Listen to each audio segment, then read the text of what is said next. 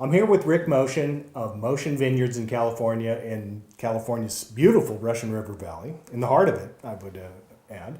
And Rick is absolutely one of my very favorite California winemakers. And Thank you. one of the reasons that's true, Rick, though, is because every time I taste your wine, I feel like I get the full expression of what it is that you want to bring to that bottle. You taste an incredible purity of your wines, and it's consistent throughout the entire line.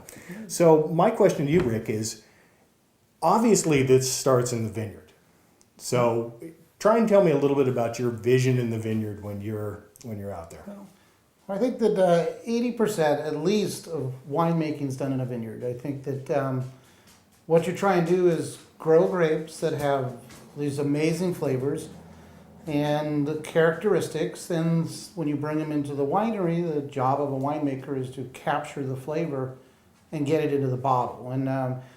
But you have to start with grapes that have tons of flavor. So in the vineyards, I actually do a lot of the vineyard work myself.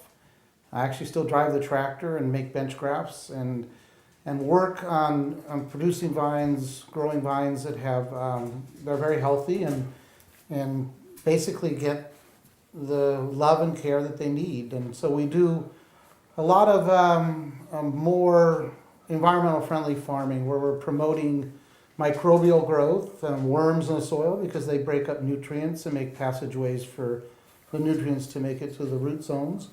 We do cover crops to attract beneficial insects, and we do a lot of hand labor in the vineyard, thinning and shoot positioning and leaf pulling and things that are going to produce a better and more flavorful grape. And so I think that's key, and I think that anytime you want to come out and visit Moshin Vineyards, you'll find me in the vineyards. That's where I am. When you say you're really at the vineyards, I mean, what you were describing to me as a list of your responsibilities is like the winemaker plus the vineyard manager. You actually plant the initial vine, and you're out there day one, and I mean, you really do take it all the way start to finish. We do, and 20 years ago, back when we started in the late 80s, you couldn't purchase really interesting clones of Pinot. So I grafted them myself. I'd get cuttings and rootstock, and I would graft these clones of Pinot that you couldn't buy.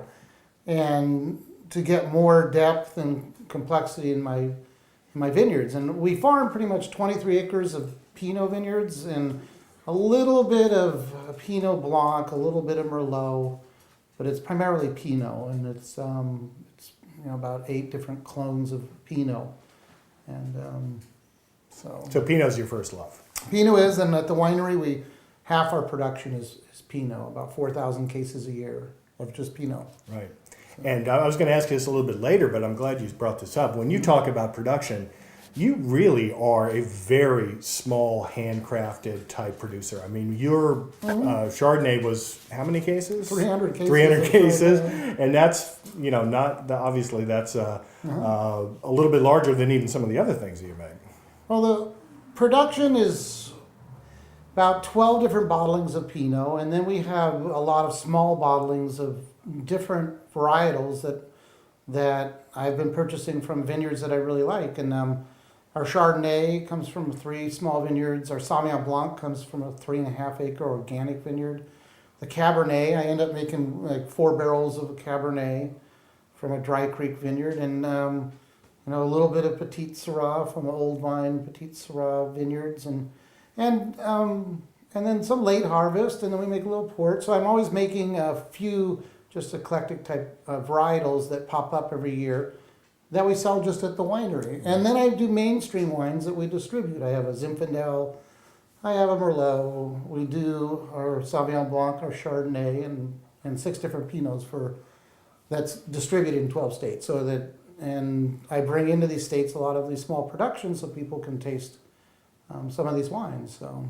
Yeah, well, I tell you, I just had the chance to taste the line, and the Sauvignon Blanc was just a, I don't want to say revelation, but it was also awfully good. It was distinctly California in nature, but just a level above what you generally tend to think about that type of wine.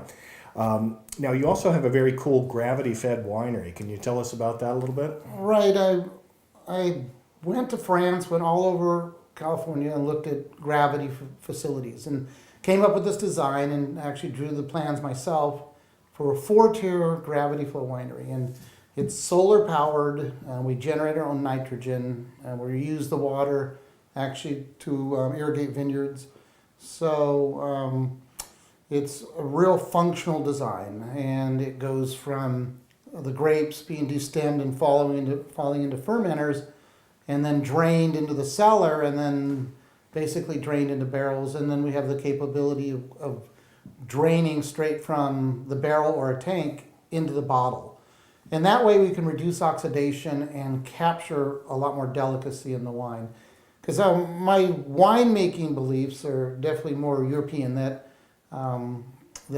more of a purist, where you let the grapes kind of progress, and I capture those delicacies by not over manipulating them, by not over adding oxygen or racking too much. I like to just let them sit and stir the barrels on the yeast for months and months and months until we're ready to bottle, and then let them settle out naturally. But it's the least amount of processing is better, because what happens is a lot of the flavors and the aromas are very delicate and they're volatile. And anytime you manipulate or process the wine or you aerate the wine, you're going to lose those characteristics. Terroir, the little truffle mushroomies in the earth, and then the real delicate fruit and bright fruit flavors. So what I do is actually harvest on maturity and not ripeness.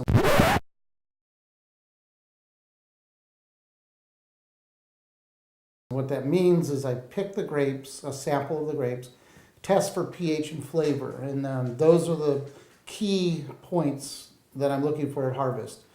And then the secondary, it's ripeness, and as the grape shrivels, it gets riper, the sugar goes up, acid goes down. But I like to capture the acidity, because the acidity is the backbone of the wine. And then I make wines that are more delicate, balanced. And the delicacies are what really excite me about wine. Then the acidity cleanses your palate in the finish, so that when you finish a glass of wine, the next glass of wine or some food, it tastes great, because it has a nice, clean, balanced finish.